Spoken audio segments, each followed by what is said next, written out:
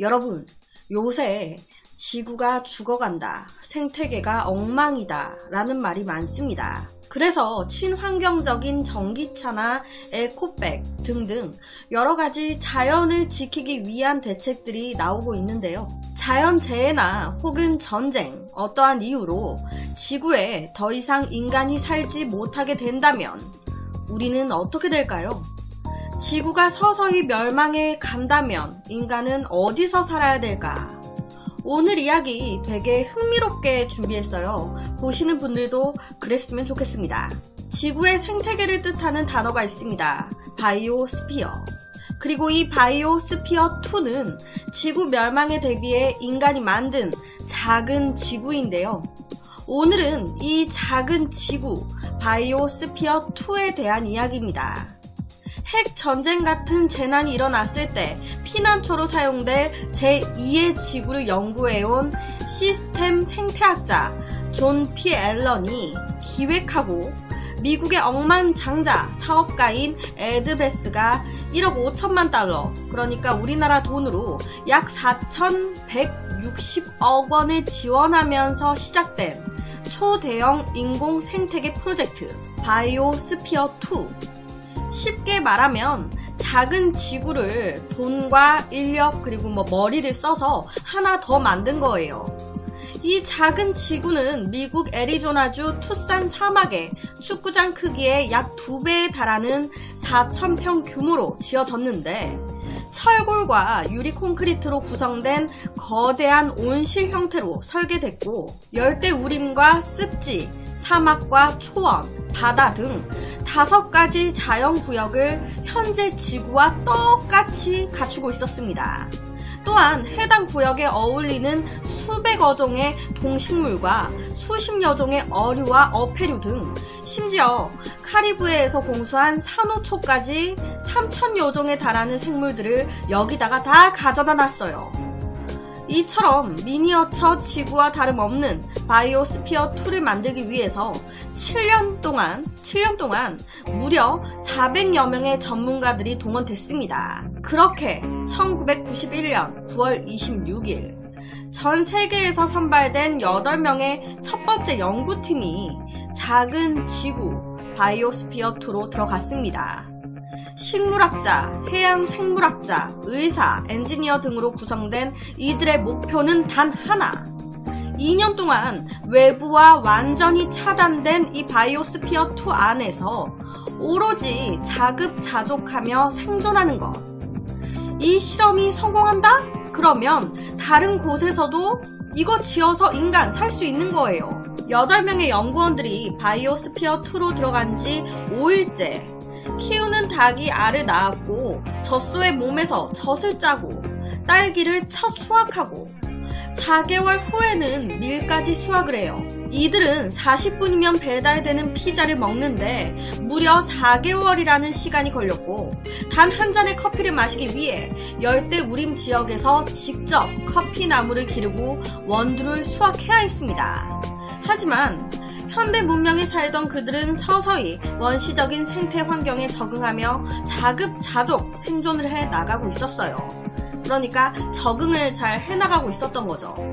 그런데 6개월이 지났을 때 비상이 걸립니다. 바이오스피어2는 사람이 살기 위한 최적의 환경에 맞춰 숨을 쉬는 데 필요한 산소 농도가 22%에 맞춰져 있었는데 이 산소 농도가 급격히 떨어지기 시작한 거예요. 인구가 늘어난 것도 아니고 동식물도 다 그대로인데 왜 갑자기 산소에 변화가 생긴 걸까? 이 연구진들은 일시적인 현상이겠지. 다시 원래대로 돌아올 거야.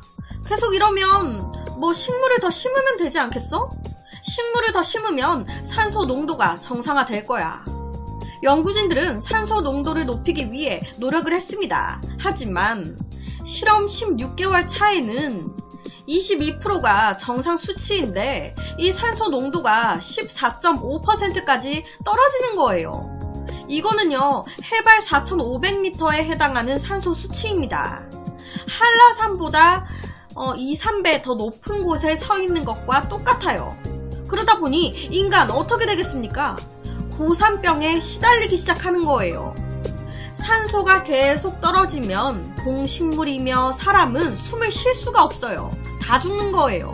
거기다가 엎친 데 덮친 격으로 산소의 부족은 이산화탄소 부족으로까지 이어져 식물들까지 다 죽기 시작합니다. 식물이 다 죽어 줄어들기 시작하면 이거 어떻게 되겠습니까? 그 식물을 먹고 살았던 곤충들도 다 죽어나가기 시작하는 거예요. 그러면서 천적이 사라진 개미들만 대량으로 번식을 하기 시작합니다. 식물, 곤충 다 죽었습니다. 이들을 먹고 사는 가축은 멀쩡하겠습니까? 가축들도 집단 폐사를 하기 시작한 거예요. 그러면서 이런 죽은 가축을 먹는 바퀴벌레들이 미친 듯이 증가하기 시작합니다. 이렇게 동식물의 떼죽음이 이어지면서 생태계는 한순간에 90%가 괴멸됩니다. 이렇게 되면 인간은 어떻게 되겠습니까? 식물, 열매도 없고 곤충, 동물도 없고 산소, 이산화탄소도 부족하고 고산병은 고산병대로 미치겠고 인간 역시 먹을 게 없으니 만성 영양 부족에 시달리기 시작합니다. 당시에 이 바이오스피어2에서 유일하게 살아남은 식량은 구황작물인 고구마 뿐이었습니다. 이 고구마만 먹고 버티는 거예요. 땅 쪽만 이 난리가 났을까요? 바다 쪽, 강, 물 쪽도 뒤집어졌습니다. 어류와 산호의 죽음으로 바다 구역이 썩어가기 시작하면서 물이 부족해지기 시작한 거예요. 극한의 상황은 사람들의 심리 역시 극한으로 몰아갔고 이에 연구원 전원이 극도의 스트레스로 인한 우울증과 히스테리 증상을 보이게 됩니다. 이 상황에서 얼마나 버틸 수 있을까요? 이런 상황에서 서로가 예민해지다 보니 연구진들끼리 분열이 일어나기 시작합니다. 이 바이오스피어2는 지구를 재현한 게 아니라 지구의 멸망을 재현한 거야.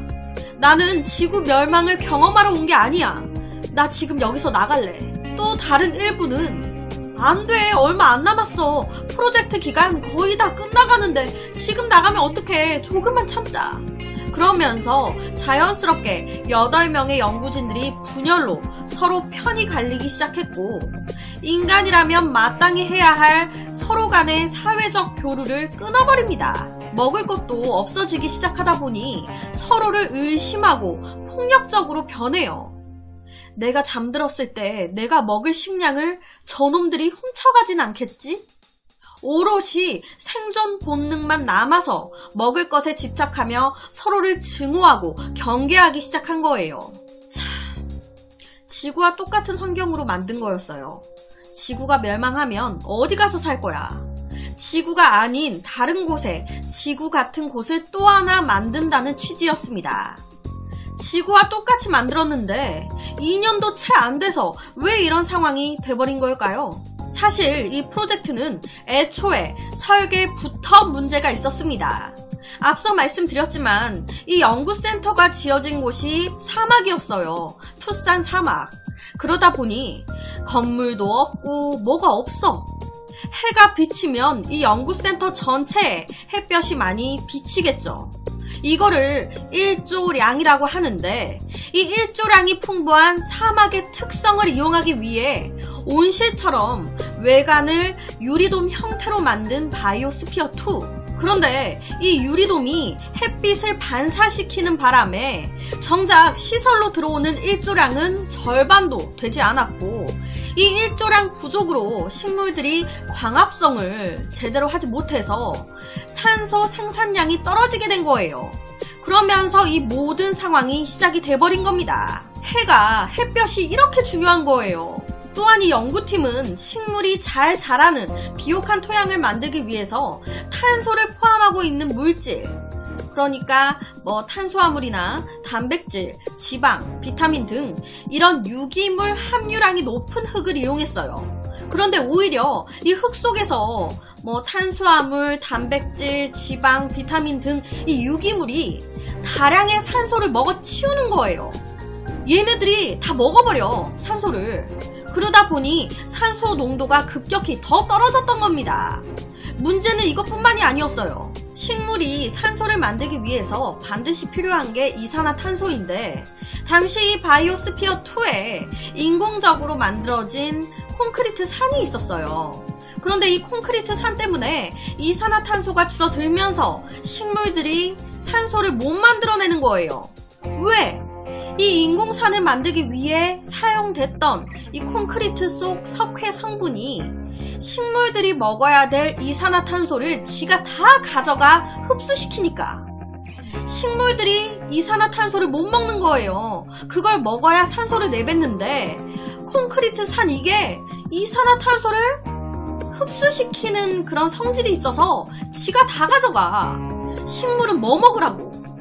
그리고 이 사실을 연구진들은 프로젝트가 시작되고 1년이 지나서야 알았습니다. 바로 연구진들은 이 콘크리트를 빼내고 삶고 지지고 이산화탄소 흡수를 못하게끔 문제 해결을 위해 노력을 했습니다. 하지만 너무 늦게 알아버린 거예요. 1년이 지나서 알았잖아요. 이미 상황은 걷잡을 수 없이 악화된 상태. 이제 와서 어떠한 대책을 세우고 노력한다 한들 산소 수치는 여전히, 이산화탄소 또한 여전히 큰 변화가 없었습니다. 결국 바이오스피어2의 첫 번째 연구는 생태계 실험이 아닌 인간 실험이 돼서 2년도 채 안 돼 실패로 돌아갔고, 그 후에 두 번째 연구팀이 꾸려져 다시 바이오스피어2로 들어갔습니다.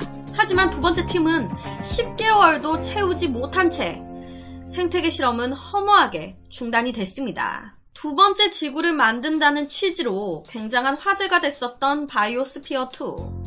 핵 전쟁이나 자연재해 혹은 여러 가지 문제로 더 이상 인간이 지구에 머물 수 없을 때, 그때 인간이 살 곳을 만들려고 현재 지구와 똑같은 환경으로 프로젝트를 진행한다고 한 거였는데, 이상하게 모두 2년을 채 넘기지 못하고 실험은 실패했습니다.